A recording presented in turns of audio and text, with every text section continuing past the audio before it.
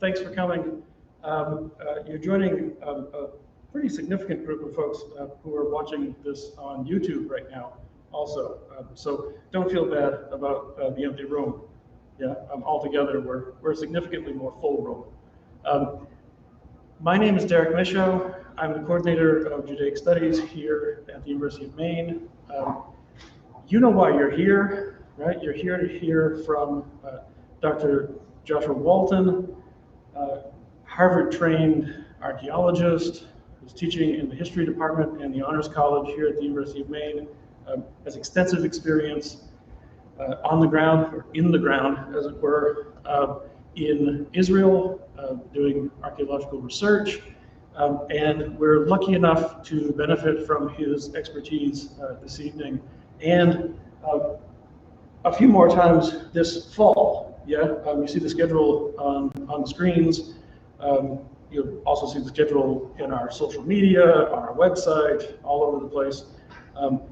Every talk in the series will be live streamed at our YouTube channel. The URL is on the screen. And after the fact, the recorded lectures will be available for folks who were not able to join us live. So, thank you again for coming. Without any further ado, Dr. Walton.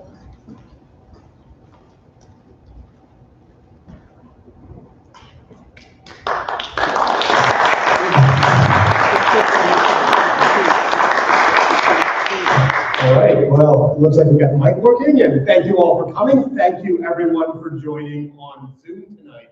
And thank you to all of you watching in the future, I guess, on the live recording.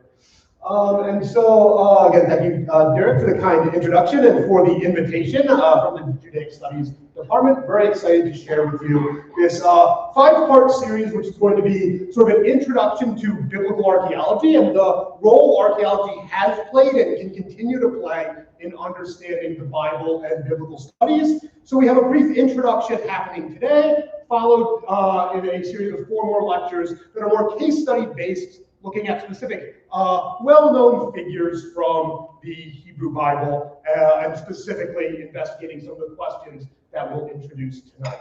So looking forward to having any of you who wish coming back and joining us for these upcoming lectures.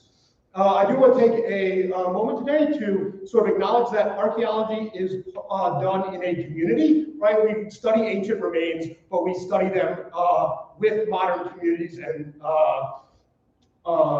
various towns, villages, and interest groups. And so one of the ones I worked with for 10 years was in Ashkelon, which is in southern Israel, and has been a major target of the recent attacks. And so certainly from my perspective, and I'm sure many of yours as well, we want to take a moment to reflect on the events of the last couple of days and the violence going on there, and wish the best for those recovering, the families of those who have lost, and hope for the safe return of the hostages there, as this is sort of this ongoing crisis unfolds. And so, again, impacting us in our work with both ancient communities and modern ones.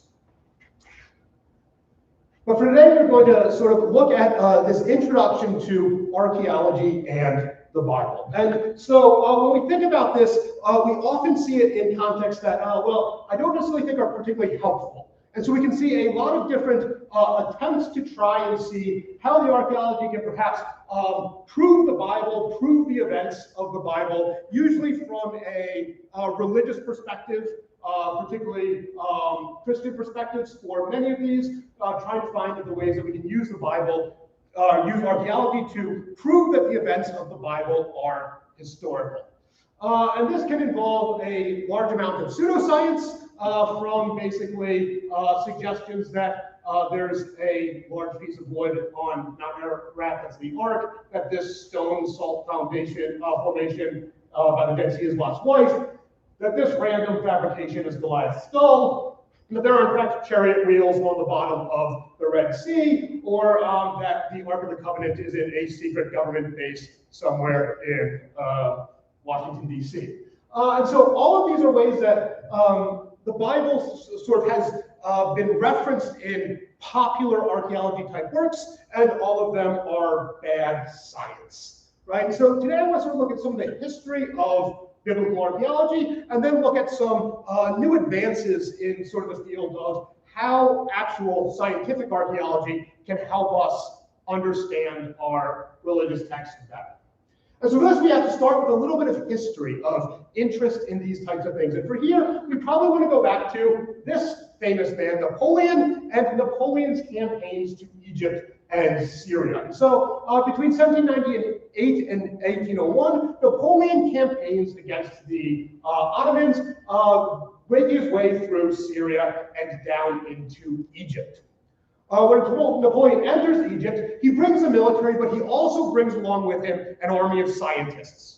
And Napoleon's goal is to document fully all of the artifacts of Egypt, and then also take what he wants back with him to France. So this army of scientists start documenting Egypt, and in fact, 167 savants survey Egypt, including hunts for various antiquities. Many notable antiquities are found here, including the Rosetta Stone. Right, so this starts an interest in antiquities trade, antiquities marketing, that is going to then lead us into biblical studies. And so Napoleon is looting some of the finds of Egypt, sparking interest in archaeology.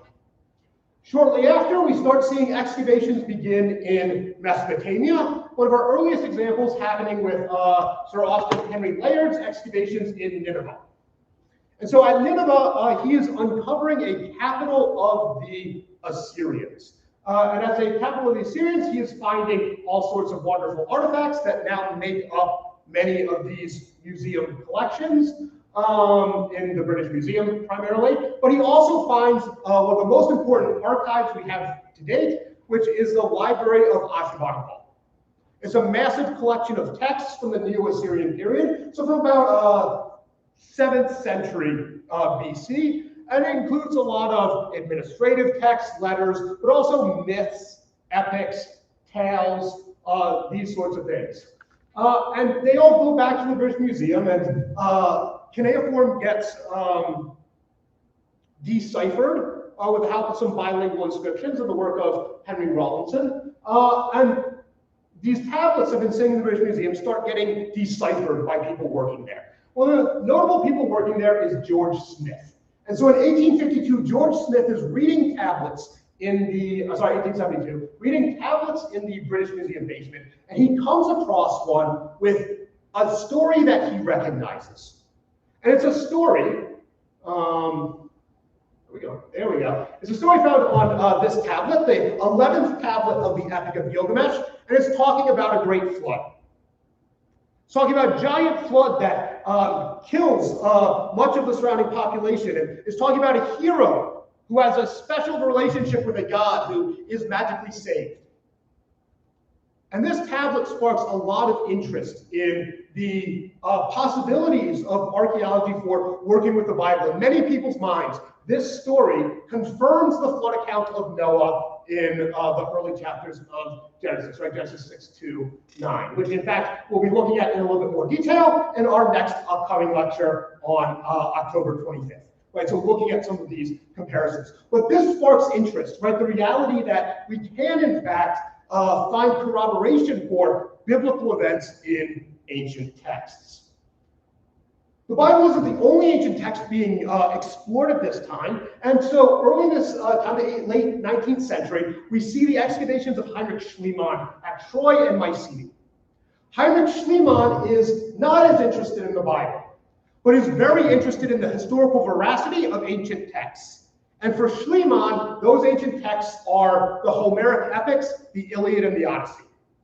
And Schliemann is convinced, against the general consensus of scholars at the time, that these are real live events that happened. Schliemann is invested that the Trojan War actually happened, as Homer describes it, and he sets out to find Troy. And he does excavations at Hisarlik in Turkey, and in fact he finds what many people consider now to be ancient Troy. He goes on to excavate in the 1870s at Mycenae, looking for the legendary homeland of Agamemnon, the leader of the Greek forces during this time period. And so Schliemann is asking this question of whether archaeology can prove ancient texts. And for Schliemann, the answer is yes. And so if we're looking at sort of Greek archaeology, we find that many artifacts are named after the Homeric epics. So Schliemann claims to have found Priam's treasure, Helen's jewels, the treasury of Atreus, the patronym of the house of Agamemnon, the death mask of Agamemnon, right? And so we're getting this idea that archaeology proves ancient texts. Naturally, then, there are people from the biblical world, religious people, who want to be able to do the same thing to find the evidence of the ancient biblical texts. And they're doing this because they're all of a sudden seeing some challenges to the biblical text rising up at the same time.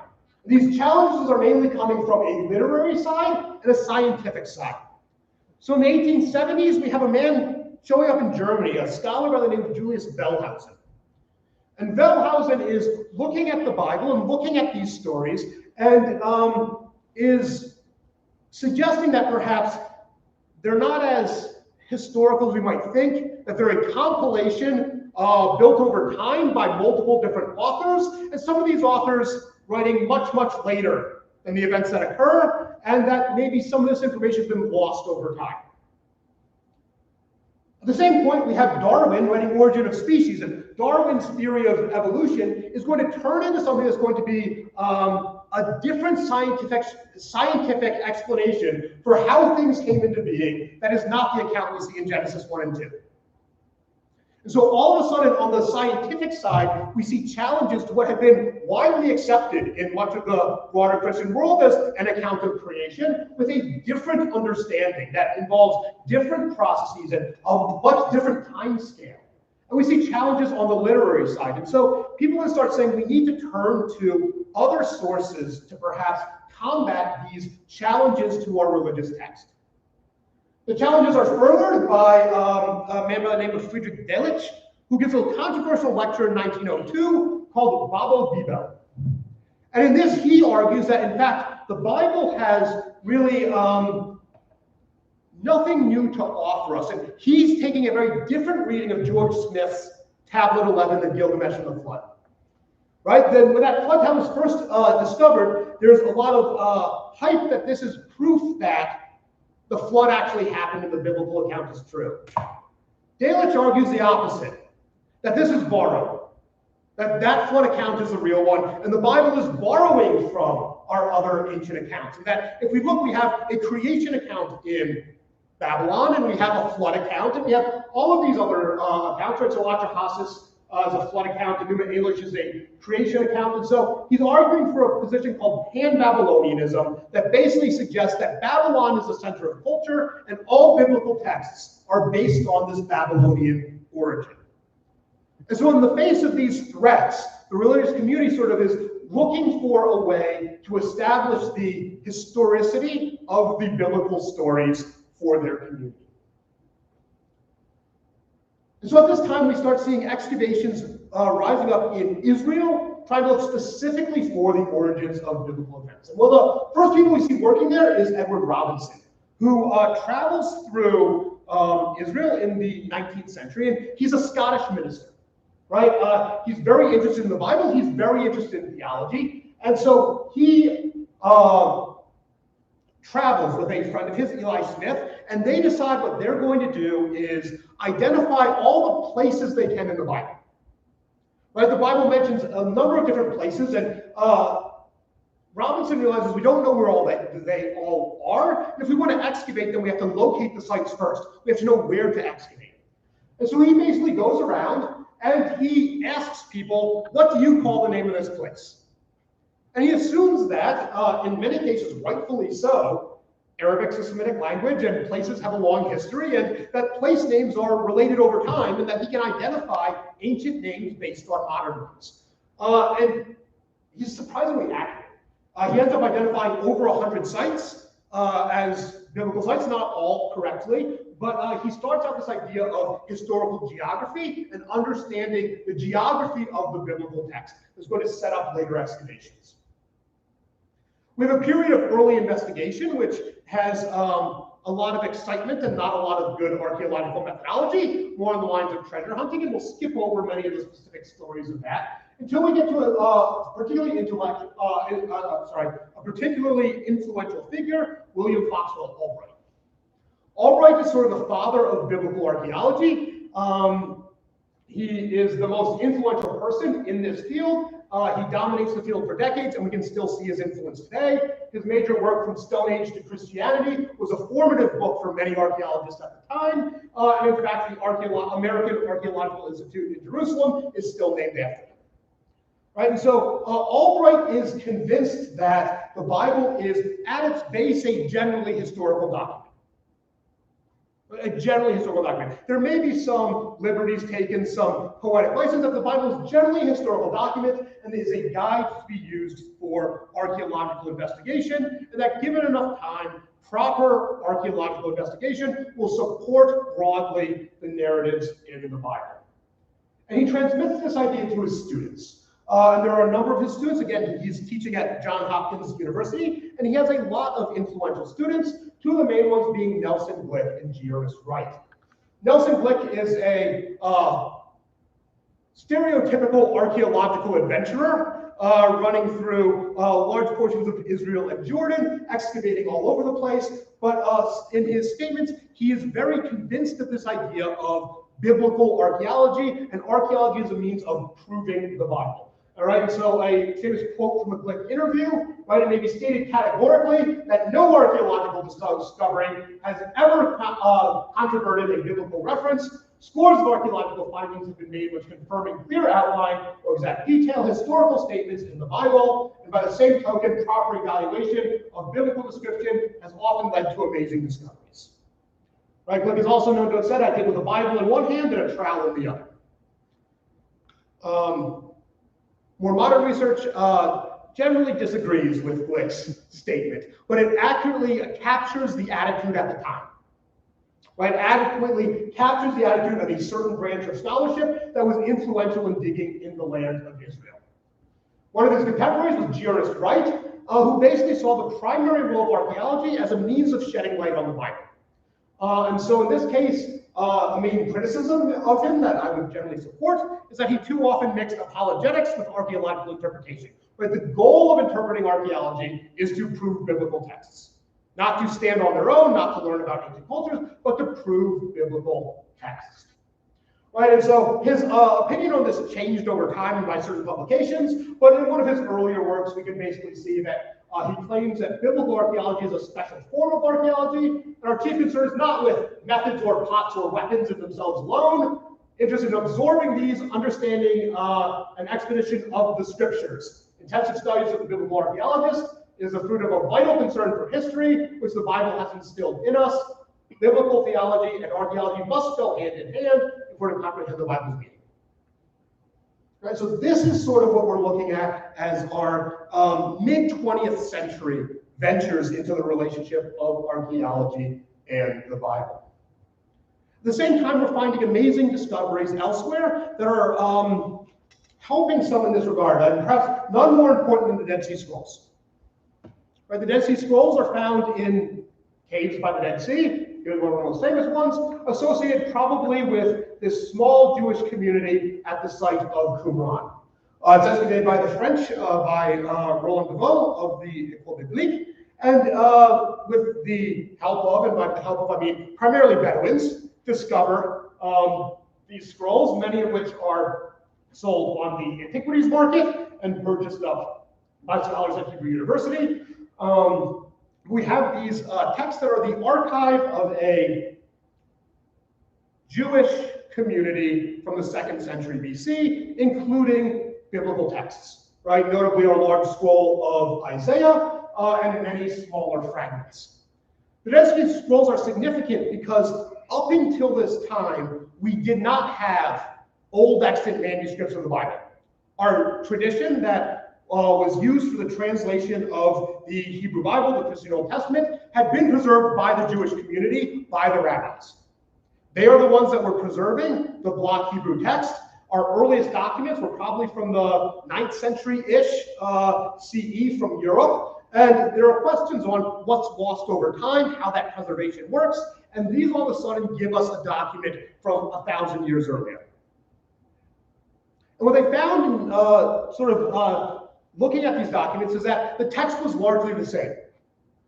The text on these documents from 1,000 years earlier, from our next latest manuscript, matched in large portions the manuscripts from later time periods. And so this, for many scholars, showed the authenticity of the biblical traditions back to a very early date, right? And so this is back to first few centuries of BC. And in fact, as part of the Dead Sea Scrolls, they found at least fragments of almost every book of the Hebrew Bible. All of them except Esther, depending how you work on certain smushes. Right, and so all of these are found, and that show an old tradition of these texts being religiously significant and largely unchanged and preserved very diligently by the Jewish communities. Right, the Jewish communities are the primary preservers of this text, and these demonstrated the extent of that preservation. So we have some very positivist views looking at the archaicness of the biblical text, and also some archaeological work looking to confirm the historicity of these stories. But we also run into problems. At the same time, we have people excavating that are trying to do archaeology more as science and less as theology. And they're starting to question some earlier finds. And well, the main people looking at this is a famous archaeologist out of Britain named Kathleen Kenyon. Kathleen Kenyon is a fantastic technical archaeologist, and she's starting to realize that some of the interpretations that people have for biblical sites are colored by their reading of the Bible and not based on the archaeology. And she discovers this in a number of different places, but her primary one is looking at Jericho. And so one of the earliest sites people were interested in for confirming biblical events had been Jericho, because it seemed like a good candidate. Joshua comes in, Joshua walks around these giant walls, the giant walls fall down. This should be easy for an archaeologist to find. And they go to Jericho, and they find giant walls, and walls have found down, and everything is falling into place. And in fact, that's how the earlier versions are published. And then Kathleen Kenyon looks at their data and says, what are you doing? How are you digging? Where are you getting this information? They say, it's in the Bible. And Kathleen Kenyon says, it's not in the dirt. They say, no, it is. Look, big walls. And Kenyon goes back. She starts checking their excavations and finds out that the big walls date to the Chalcolithic. The big walls date to around, 4,000 BC, a few thousand years before Joshua would have been there, according to almost any account. We have a giant tower from the Neolithic. In fact, Jericho is a very important site with massive walls in the Stone Age, in prehistory. And that, in fact, she has trouble finding anything that she can date to the late Bronze Age or early Iron Age, which is when many historians would say that Joshua comes through there, something that we'll look at if we look at Moses and Joshua and the conquest in our fourth lecture. But all of a sudden, when we start looking at archaeology as science, this idea of Nelson Glick that no find controverts the Bible, and Kenyon sitting here saying, well, this wall isn't from Joshua. If there is a wall from there, I can't find it. And at a certain point, if Kenyon can't find it, it's often not there. And so this is calling into question some of these traditions and some of the rhetoric that we see coming out of the other excavators from the school of Albright and his students. So we have two different sort of approaches to how we understand the Bible and archaeology.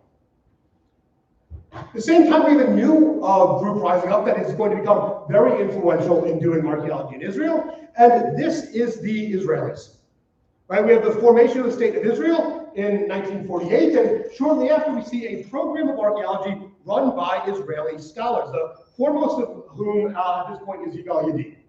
So former general, he's very interested in trying to form a new Israeli nationalism and investigating key sites in Jewish history in Israel. And so he excavates famously at Masada, right, our last holdout of Jewish rebels against the Romans in the desert. He excavates at Hatzor, one of the largest sites in Israel in the north, famously destroyed by Joshua as well, although once again, finding that is quite difficult. He excavates caves associated with the Bar Kokhba revolts, right? Some of our last rebels against Rome before sort of most of the Jewish population is finally kicked out of Israel in the 2nd century CE. And so Yadin is starting this idea of an archaeological nationalism and working on these large projects. And so Israeli archaeology is going to continue sort of in the Yadin school of looking at some of these large sites and their significance to Jewish history, but also some pushback against that, particularly from the Tel Aviv school, which has been much more critical about the historical accounts in the Bible and the relationship of archaeology to that. But all of this sort of, again, this run through of some case studies of how archaeology has been used brings some key questions of how should archaeology and the Bible connect? Right, well, one of the first models we saw was archaeology as apologetics. The role of archaeology is to prove the Bible, and that archaeology generally supports the historicity and a largely literal reading of the Bible. This is the assumption of early 20th century excavators. This is the working model of scholars like Glick, scholars like Wright. This has been largely rejected by the modern community as a useful framework for looking at the relationship of archaeology and biblical text. Second one says the archaeology is actually good background for understanding the Bible.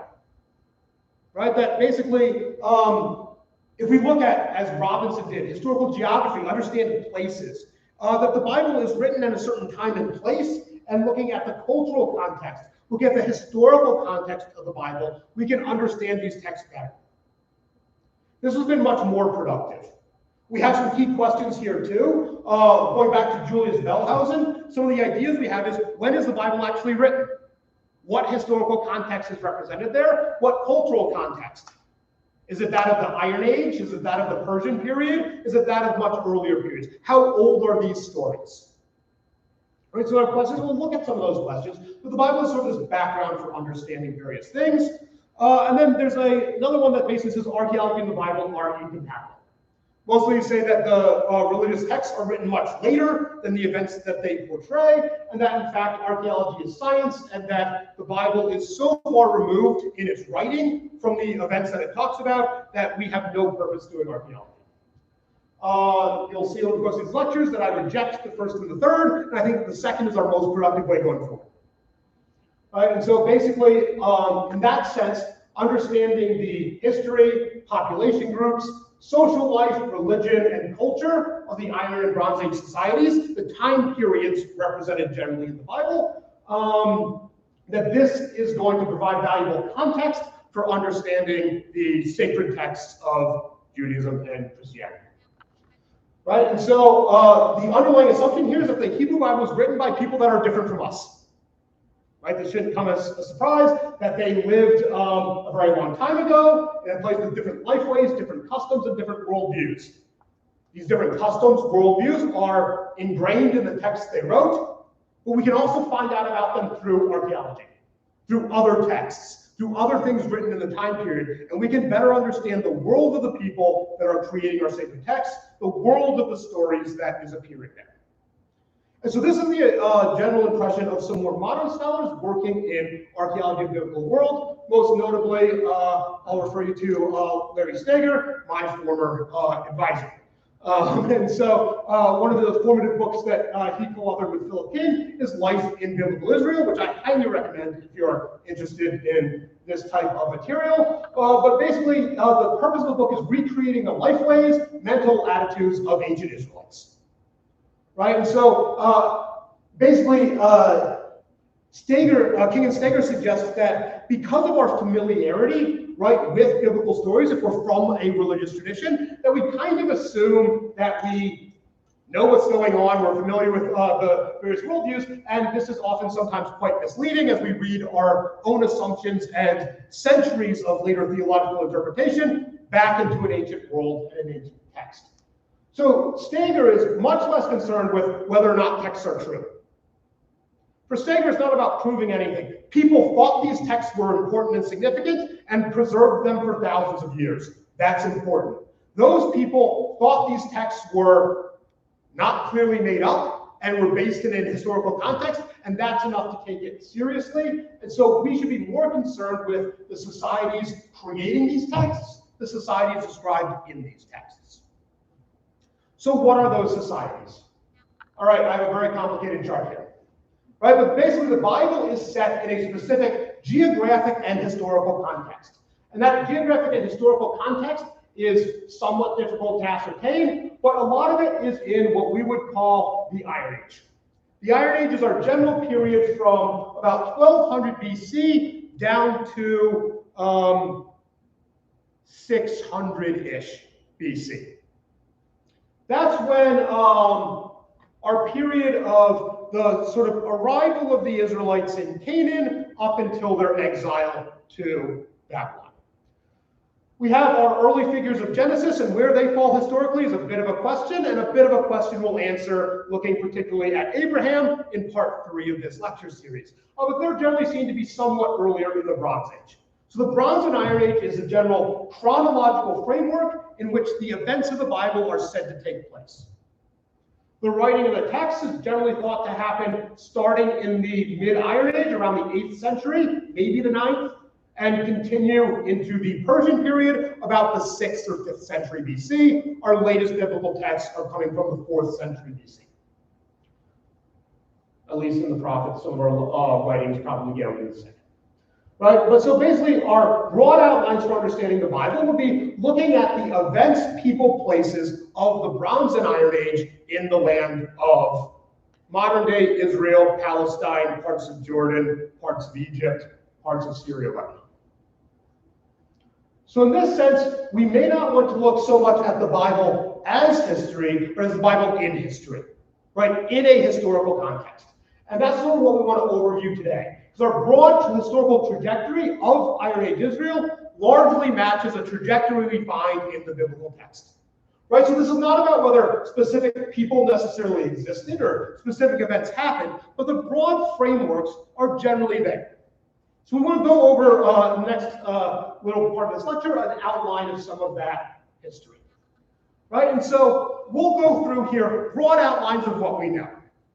So the first outline of what we know is that during the Bronze Age, and so the Bronze Age is a long period, but we'll say our 2nd millennium and the first part of the 3rd and 2nd millennium BC, right, that during this period, Palestine is inhabited by various people who are known by their neighbors as the Canaanites.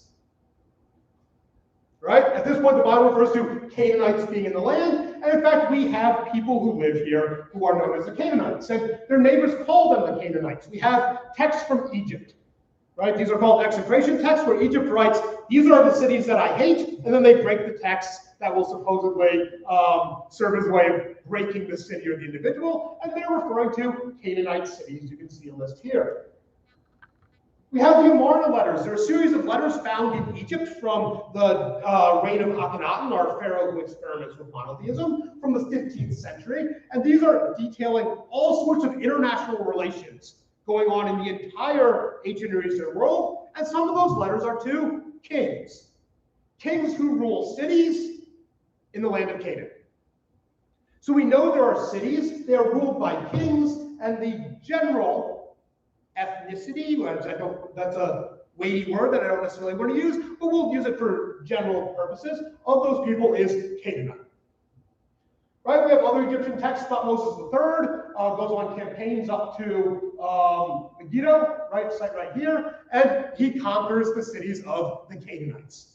So we know that in the Bronze Age, there are people living in this geographic area who are called Canaanites. And that fits largely with the biblical accounts that the Canaanites are in the land at the time. There are a number of different peoples and tribes that are mentioned as making up the Canaanites, but right, these different groups that are part of a larger entity. At some point, another group shows up in this time. At some point around 1200 BC, a group of people who identify as Israel show up in the geographic area of Canaan. And we know this through a very important stela from a pharaoh in Egypt named Mereneptah. The Mereneptah stela, dated to 1219 BC, is a standard victory stela talking about all the people I beat up and the wonderful things I did because I'm a cool pharaoh. So we have all the princes are prostrate, no one raises their head, I've pacified Hatti, Canaan, right, has been plundered in every sort, Ashkelon has been overcome, Gezer has been captured, Elohim is being non-existent, all cities in Canaan, Israel is laid waste and his seed is not. First mention of Israel in any text outside of the Bible, right, in a historical text. So this means that at Ashkelon, Gezer, Yanoam, they are all cities in Canaan. So Israel being mentioned here is also somewhere in Canaan. In fact, we can look here. That's Israel in our hieroglyphics. And we can see these two little people sitting up there. That's a determinative. It's a semantic sign in Egypt. That means the word preceding it is a people group. Right? And so as opposed to the places mentioned before, which are cities, this is a people. Right? So there is a people, right there, called Israel, who are encountered in Canaan around 1200 BC. Right? This we know. And this is around the time that most people would say slightly contemporary with the early conquest of Joshua or the early Judges period. Right? So we have a broad lineup of there is no Israel mentioned and then Israel mentioned. This is one of the research funds that we have at my current excavations. Right? So I'm currently working at a site in northern Israel called Telshim Road that is looking at this question of Canaanites and Israelites and how this transition happens. Right? So we have here a massive Canaanite city. And so here we have nice big walls, mud brick fortifications from a Canaanite city. And Canaanite cities are fortified. And if we think about our biblical text in Joshua, we don't want to go into Canaan because they're giants and they have big walls, and how are we ever going to get through them? You know, Bronze Age cities have big walls, right? Giant mud brick walls. And so we have these. We even have a nice little arched portable gateway going through one, which is very cool. Thanks to Tony helping me dig this. And so, but looking at this material, right, we have a large Canaanite city. And our question is, when does this city ever become Israelite? And that's a really difficult question, because as we get out of the Bronze Age, the Middle Bronze Age shown here, into the Iron Age, we don't have as many things. We mostly have a couple of pits, right, that I've highlighted here in blue. Pits with, here's some later pits, some fun pottery that's imported from Phoenicia, some fun pottery that's local, some fun jewelry. But our question is, are these traditions that are Canaanite traditions that are continuing from the Bronze Age, or are these new traditions from the Israelites? And so at some point, we have this pit that has this material that's clearly from the 8th century, the late Iron Age. These pits that have earlier ones from the Iron One. So we have some sort of practice of digging pits and depositing things in them that exists in both the Iron One and Iron Two, which suggests some continuity of practice in that population.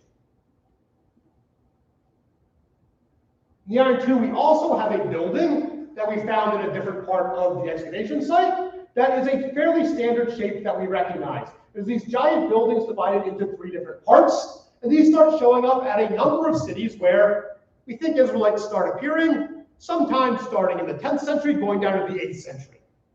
And so it seems to be they're public administrative buildings. We have them all over the place. Here's a reconstruction of what that might look like. Here's some examples from other Israelite sites in the north. Right, and that these are evidence of administration, some sort of royal structure associated with the Israelite monarchy, suggesting that sometime in this period, our population has changed.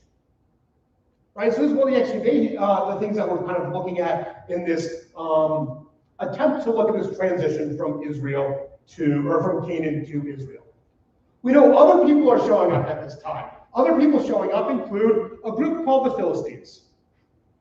Philistines are our prototypical enemy of the Israelites. They are the uncouth, uncircumcised, pig-eating barbarians. And as far as the Bible knows, that was sort of the extent of them. And we've done a lot of research in recent years, including at a project that I was working at for 10 years at Ashkelon, down here in the south, trying to figure out who these Philistines are. Well, in fact, we've actually found images of them, and we can sort of trace this phenomena that the Philistines, right, here's the site of Ashkelon that we were working at, particularly focusing on work in grids 38 and grids 50 and 51, right? That asks this question, who are the Philistines? And in fact, the Bible understands that. If we read the book of Amos, the Philistines come from somewhere else. Right? So Amos says the Israelites come up from Egypt, and the Philistines come from Hathor, which is their word for treat. The Philistines seem to be part of a broader group that we know of as the Sea People. The Sea people are a group of different ethnicities that leave the Aegean world sometime at the end of the Late Bronze Age. They go marauding across the Mediterranean. They cause the downfall and destruction of multiple sites and civilizations. They go down to Egypt, and they get themselves defeated by Ramses III, shown here in this wonderful sea battle scene from his mortuary temple at Medinet Habu, and they are then sort of forced back, and they end up settling along the southern coast of Israel at 5 main sites: Ashkelon, Gaza, Ashdod, Ekron, and Gath. We, in fact, archaeologically can identify them because we have lots of signs that connect these people to their homelands. We are no longer using giant cooking pots that the Canaanites used. We had small little jugs. We have different types of deities. This is a little goddess figure from Mycenaean Greece, and here's one sitting in a chair that's molded with a chair from Philistia. We have these very pretty, what we call them bell-shaped bowls. This one's from Greece, right? It's a Mycenaean. Sure, and here we have ones from Ashkelon. Right, so we start seeing that all of our cooking, our religion, our pottery making, our language, these are inscriptions in Minoan, in Syro-Minoan, start showing up in southern Israel as evidence of a new group of new people. Right, so ways of tracing this type of material. They are eating different things. You see the yellow here is all of a sudden in Philistine sites, matching Aegean sites, we're eating lots more pig. Right? Pig is something Philistines eat that Canaanites apparently don't, and Israelites apparently don't. Different pottery, different weaving, different household architecture. They have different types of hearths for cooking, all sorts of different markers. And so tracing ethnicity, right, is something that we can do with some of these archaeological projects. So we have a group of Canaanites living there. At some point, Israelites show up. And at some point, the Israelites become the dominant political entity there. From the texts of the Egyptians, the extirpation texts, the Amarna letters, these late Bronze Age texts, until the Iron Age, we don't have many textual evidence of what's going on in the land of Canaan because our great powers that are highly literate aren't encountering them. When we next get mentions coming from them, it's happening in the 9th century.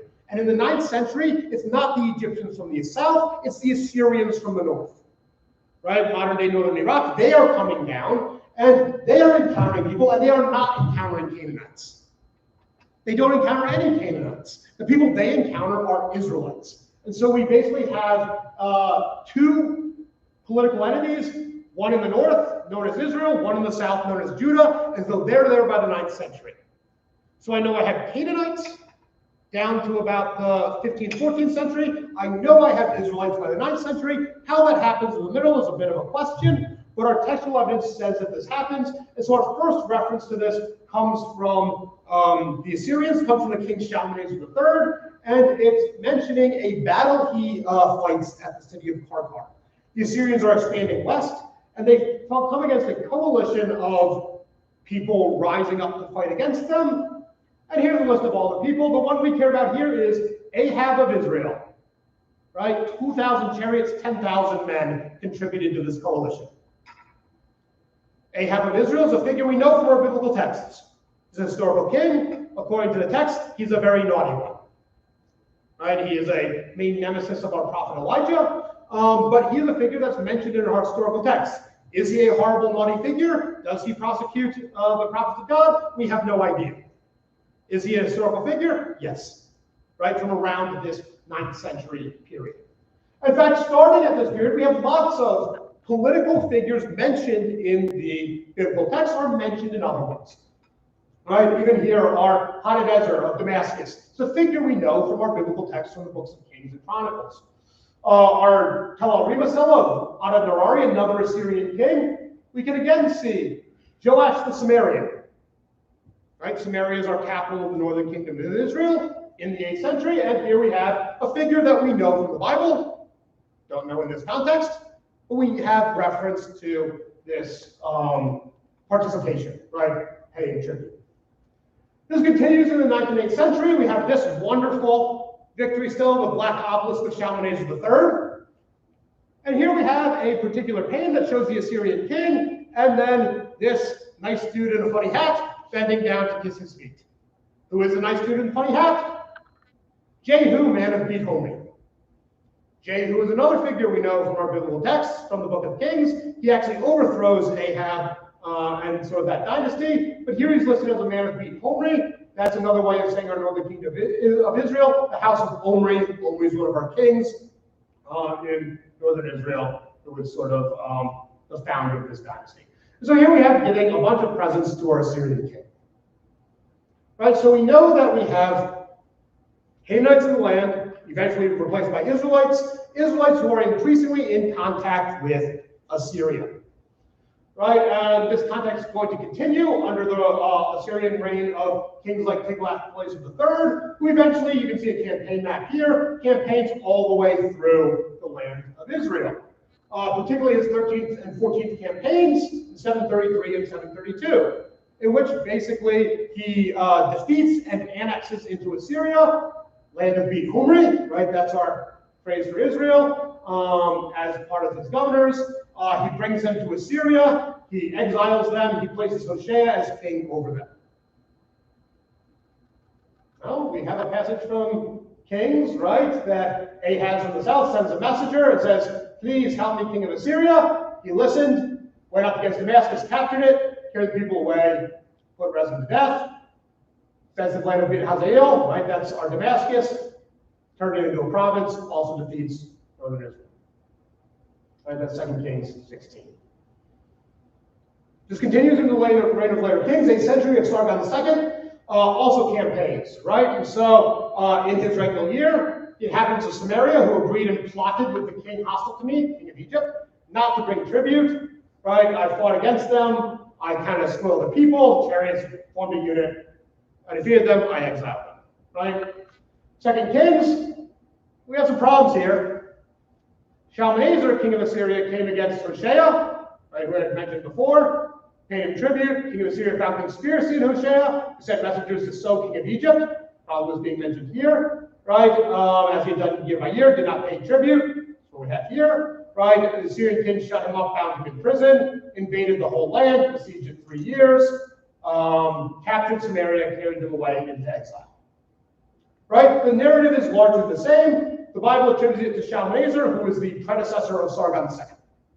Right? Shalmaneser V basically is replaced. Sargon II is a usurper. And so there's questions on, this would be Sargon's first year, and so what exactly is happening? There's some confusion between them, but the basic outline of the events is similar, right? This is basically going to continue, right? The southern entity, Judah, so our northern entity is exiled by Assyria, it is turned into an Assyrian province. Our southern entity, Judah, is going to last, is going to survive, down until the period where Babylonians destroyed in the 6th century. In fact, we can look at Judah in the 6th century. This is places from Jerusalem, and here we have houses that are all burnt in massive fires from the 6th century. And we can easily attribute to Nebuchadnezzar, who was responsible for the destruction of Jerusalem, the burning of the temple, and the exile of Judah, according to both his own text and the Hebrew Bible. And again, we can see in archaeology through these various houses that are all burnt out and destroyed, leaving lots of steel impressions of the number of officials and other sorts of things. We have lots of records of this destruction, right? So things like the Lachish letters. Lachish is an important site in the foothills of southern Israel, where they find a number of letters, right? Letters found in the gatehouse up here that detail the Babylonian advance, right? And so this letter in particular, right, let him know that for the fire signals of Lachish, we are keeping watch according to all the signals that my Lord gave, because we cannot see Azekah. Right, this idea of signal fires, the Babylonian advance, looking for evidence the other cities are alive and not finding it. We also have other text. Read this and see how the words of the prophet are not good, liable to loosen your hand and make limp the hands of the men. So apparently there's a prophet who's going around like he's saying, the Babylonians will destroy all of you, you are going to lose, quit now. That sounds like a prophet we have in the Bible called Jeremiah, who's doing the same thing in Jerusalem. Right? That's not suggesting that this is Jeremiah. It's suggesting that there are prophets going around saying, you're going to lose. Babylon's going to win. Surrender. Right? And so Jeremiah, right, spoke all these words against Zedekiah, king of Judah and Jerusalem, when the army of Babylon was fighting against Jerusalem, against all the remaining cities of Judah, Lachish and Azekah, for they alone remain as fortified cities. They alone seem remain. And here again, Azekah does not seem remain. Right? That we're seeing this advance progress, and we have a general outline of this in Jeremiah. Right? So we end up in exile in Babylon, and at some point we go back. Right? At some point in the 6th century we go back, and we have, under supposedly Cyrus, we return. And so there have been some question of, well, why would the Persians let anyone go back? This sounds like a stupid thing for these large empires to do. It goes against previous policy. But then we find this artifact here, the Cyrus cylinder. Right? And the Cyrus cylinder, this is declaring one of Cyrus's decrees that he, the Babylonian guard Marduk, made him, Cyrus, enter his city Babylon without fighting in battle. He saved Babylon from hardship. He delivered Nabonidus the king, who did not revere him, into his hands. Everyone rejoiced in his kingship, and their faces shone.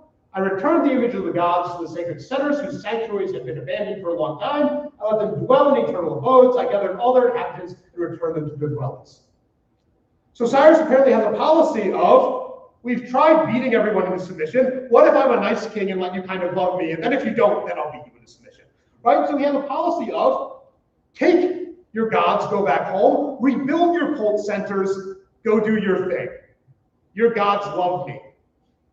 And that's in fact what our biblical text basically says. The biblical text loves Cyrus. They go back, we rebuild our temple, and we are generally loyal vassals. Right? And we can see this as a policy. Right? This doesn't mention anything about Judeans or Judah, but it shows a general outline of political policy from that time period. And we can see them showing up. They're building, here's a nice little palace at a site called Ramat Rahel, which has these stamped handles for administration that say Yehud. Right? So this is the formation of a Judean identity of what's going to become sort of Greco-Roman Judah being centered here among this returning population showing up at these sites. So that's a broad outline of history, but within this we can also see an investigation of the broader biblical world. Right? So in this case, we find that the Israelites are worshiping a specific God with a specific name that we are familiar with from our Hebrew Bible and our texts. They do not worship this God exclusively. Right? So the most common artifacts we find, including in Jerusalem, supposedly center of the worship of this God, in a very late period are fertility figurines. These are pillar figurines, and so we have female goddesses that are also worshipped. For anyone who's read the prophets, this should not be a surprise to us. Right? That the Israelites are bad monotheists is one of the overarching themes of our Old Testament prophets, and so this is clearly shown. But we do know that we worship this God, and we can in fact find this in certain inscriptions. So we can, for example, look at a tomb at Corbett Hall from the 7th century. Uriah the Rich commissioned it. Blessed was Uriah by God, and his enemies by his gods Asherah. He has delivered him, written by Eliyahu, something broken, and by his Asherah. This is associating that we have the God that we know, and the God we know has a buddy, or a wife, or a consort. There is a female goddess, well known in Canaanite religion, called Asherah, and apparently our ancient societies don't like the idea of one male god being responsible for everything. Particularly our woman population thinks this is kind of dumb. Right? And so we see that if I'm going to have womanly problems like I need to get pregnant to have my future secured, that asking this random martial warrior god to do that seems counterproductive, and maybe I better have some backups in place. In fact, this is one of the main criticisms of the prophets. This is one of the main theological points if we're looking at Genesis, is that our warrior god can actually help you get progeny when you need it, right, to counteract some of these major trends. And so this idea that we have a God, that this God has a partner that we worship and set up temples to, this is, again, one of the major critiques of the prophets, very clear in the archaeological record. Here's another set of artifacts from Gittilat Rud. It's an 8th century caravan stop in the very far south of Israel. right down in the Negev. And here we have various graffiti written on these giant jars, right? And so we have, right, say to my Lord, are you well? I have blessed you by God of Timon and his Asherah. Right? So we have God, we have God's buddy, right? Our partner, our consort, our Asherah. We also see that we have, our God has regional affiliations. So this is our God of the south, Timon, right? Later we're going to have a God of Samaria in the north. This idea that God can exist in multiple places. We know this is a trend that the biblical authors also don't like. We will worship God in one place in Jerusalem. But we also think, hey, we can go erect a shrine for him in the north somewhere. We can go build a shrine at Dan and Bethel, and we can have giant bulls for him to ride and other sorts of things. And this is seen as idolatry by our Orthodox religious writers, but this is not seen as problematic in our society here that's writing these texts. Right, so longevity may be saved, granted you by, again, God of Timon and his Asherah, may get favor, right? And here we have God of Samaria, right? Another regional variation. And we can have different cult centers, which is contrary to our orthodoxy as presented in the biblical text, but is clearly going on. Right, so we can see that archaeologically. We also know, so we have people that are worshiping a god, but not exclusively, and we have these people that are writing sacred texts and collating sacred traditions. One of the most important finds we have from this period is the 7th century. It is a small silver scroll found at the site of Kereth Noam, out here just outside Jerusalem, at a tomb site, and this is our earliest known example of a biblical text. This little amulet, funerary amulet, contains on it the priestly benediction from Numbers. Right? Basically, may the Lord bless you and keep you. May the Lord shine his face upon you and give you peace. Right? This is priestly benediction from Numbers, and this is showing up as early as the 7th century BC. So our earliest account of this, but means already in the Iron Age, some of these traditions, particularly prayers, particularly psalms, are already being in frozen form. In fact, if I back up too much, we can actually see that sounds fairly similar, right, to some of the blessings we see on some of the Gentillet Ajrud Hippolyte as well.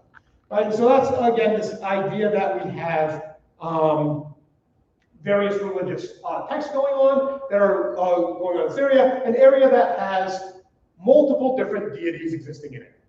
We know that the deities of the Canaanites that the Israelites are against are deities like El, Baal. We have them mentioned in Canaanite texts. We have idols to them in various places. We have symbols of them. Some of their main symbols is the bull, right? We can think about stories in the Bible of the golden calf. The bull is a major religious symbol, and we have, back from the early Iron Age, these open-air shrines with, oh, here we go, a little bull statue in it. We may have, in the 9th century, a little shrine up in the Galilee, right around the northern edge of the Sea of Galilee, where we have this sacred cultic corner and a bull stela in it. So again, that the persistence of these gods of Canaan into early Israelite religion, and we can find part of this cultural background. All this is generally meant to be just an introduction to say that we have a broad historical framework of the Bible that we can understand within the context of history as we understand it through archaeology and the ancient texts. Right? This doesn't do anything necessarily to prove certain stories. We have figures in the Bible who we know are historical figures. We have events in the Bible that we can corroborate through other sources. The motivations, the exact details are what they are, right? But we can also learn a lot about the historical setting, the cultural context, the religious context of these texts. And archaeologists can tell us about ancient lifeways, ancient worldviews, ancient mentalities. And so that's what we're going to kind of look at as we transition in the next few weeks to other stories. We'll look at the ancient Near Eastern background of flood narratives and Noah. We will look at the world of Abraham. What time period does it represent? Who's being described as this sort of wandering nomad with the flocks and the herds? How does this fit into our archaeological reconstructions? What evidence do we have that the Israelites were ever in Egypt or came out of Egypt? What evidence do we have about how they entered Canaan? For early monarchy, Are we a great, powerful empire under warrior kings like David and wise, wealthy people like Solomon?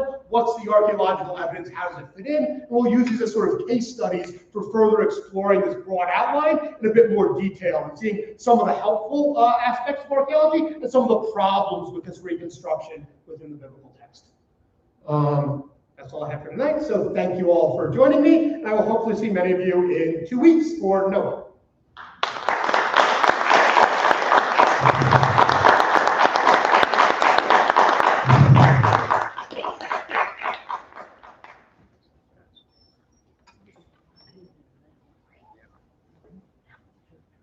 Thank you, everyone.